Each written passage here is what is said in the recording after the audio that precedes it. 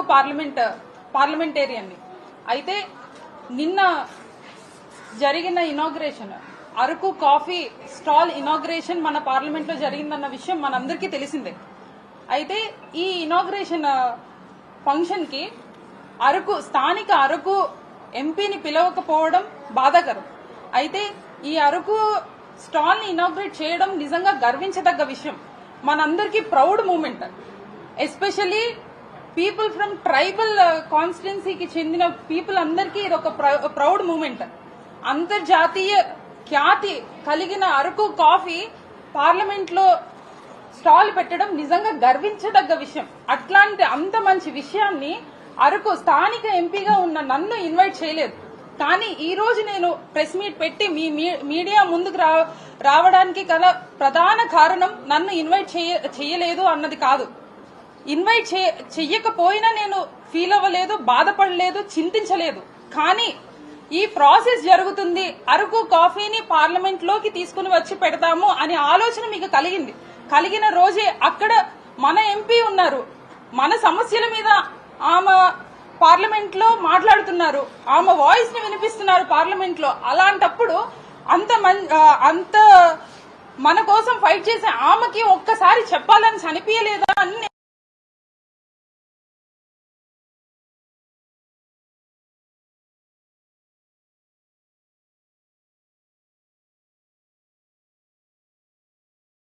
రోజు అరకు పార్లమెంట్ లోని coffee stall ని పెడితే అరకు ఎంపీని పిలవాలనిపించలేదా?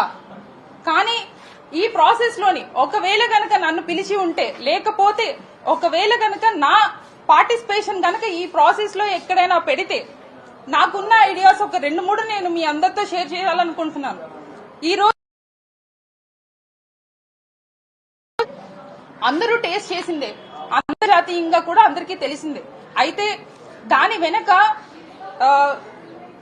ఈ రైతులు ఎంత కష్టపడుతున్నారు, చెమటోర్చి కష్టపడి అరకు కాఫీని పండించిన రైతుల్ని, ఒక 10 మంది రైతుల్ని పార్లమెంట్ వరకు తీసుకుని వస్తే, ఇక్కడున్న ప్రముఖులందరూ కూడా అరకు కాఫీని టేస్ట్ చేస్తూ ఉంటే, ఆ రైతులు వాళ్ళని చూస్తే వాళ్ళు పడ్డ ఆనందం, వాళ్ళు పడ్డ కష్టం అంతా కూడా అక్కడ సాటిస్ఫాక్షన్ అవుతుంది అని చెప్పి నేను ఈ మీడియా ముఖంగా తెలియజేసుకుంటున్నాను. అదే విధంగా మన అరకు కాఫీ అన్నది not only famous for the Araku coffee, it's famous for other spices, it's famous for pepper, it's famous for turmeric, it's famous for jaggery, it is famous for టామరిక్.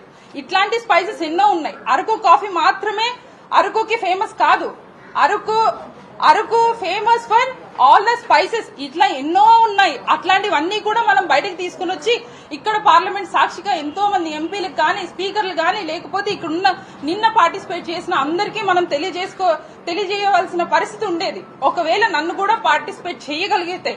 అదే విధంగా ఈ రోజు నిన్న జరిగిన ప్రోగ్రామ్ లోని అరకుకి ఫేమస్ అయిన దెంసా నృత్యం ఉంది. నిజంగా ఒక 10 మందిని మనం తీసుకుని వచ్చి ఆ నృత్యం కూడా అందరికీ తెలియజేసేవాళ్ళం.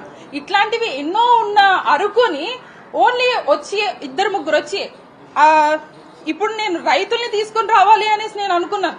కానీ పక్కనే ఉన్న ఎంపీని పట్టించుకునే వాళ్ళు రైతులను అంత దూరం నుండి ఎక్కడి నుండి తీసుకొస్తారు? అది నా భ్రమ కాకపోతే. అదే విధంగా ఈ మీడియా ముఖంగా నేను తెలియజేసేది ఏంటంటే, ఇట్లాంటి పనులు ఏవైతే జరుగుతున్నాయో నా ప్రమేయం లేకుండా, నన్ను పిలవకుండా ఇది చేసింది టెంపుల్ ఆఫ్ డెమోక్రసీగా పిలిచి ఈ పార్లమెంట్ లోనే ఇట్లాంటి వైలేషన్ కలుగుతూ ఉన్నప్పుడు, ఇక్కడ ఉన్న స్థానిక ఎంపీనే పిలవలేనప్పుడు, ఇట్లాంటి రకరకాల పనులు, లేకపోతే మీటింగ్స్ కానివ్వండి, ఏదైనా ఇనాగ్రేషన్ కానివ్వండి, నా సొంత కాన్స్టిట్యున్సీ అయిన అరకు, మన్యం, ఏఎస్ఆర్ జిల్లాల్లో కూడా చాలా జరిగినవే. అది ఏదో నామకే వాస్తే, ఏదో నేమ్ సేక్ కోసం నన్ను ముందు రోజు నాకు ఫోన్ చేయడం గానీ, ఫోన్ చేసి మేడం ఇలా ఉంది అని చెప్పడం గానీ చాలాసార్లు జరిగింది.